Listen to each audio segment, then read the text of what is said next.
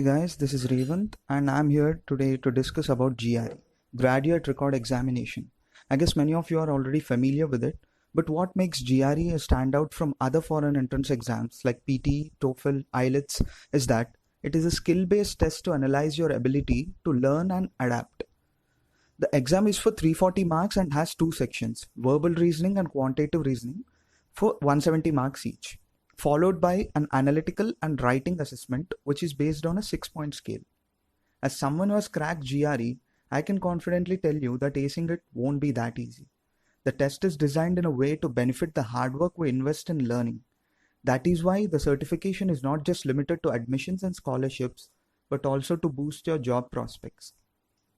A 300 plus score is the minimum requirement to even stand a chance, but a score of 320 plus puts you in a commanding position to do whatever you want.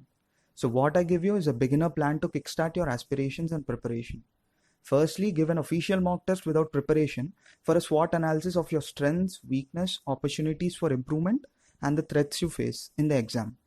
Once you are aware of them, move forward with the 3C approach, which means courage, clarity, and concentration. Firstly, the courage to accept your mistakes and work on them to perform better in the exam.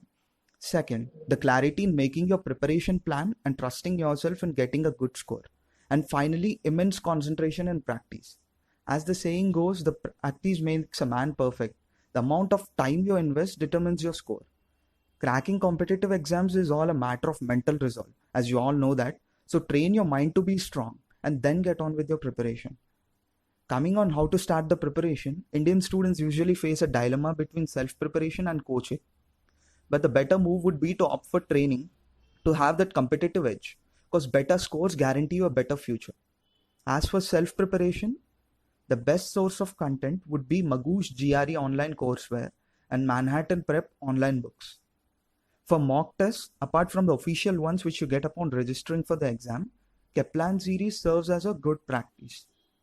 Your preparation would be useless until you figure out your drawbacks and alter your preparation plan continuously to meet the target score.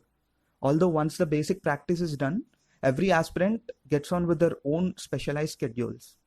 But what I'm going to point out are the general errors we Indians usually commit section-wise.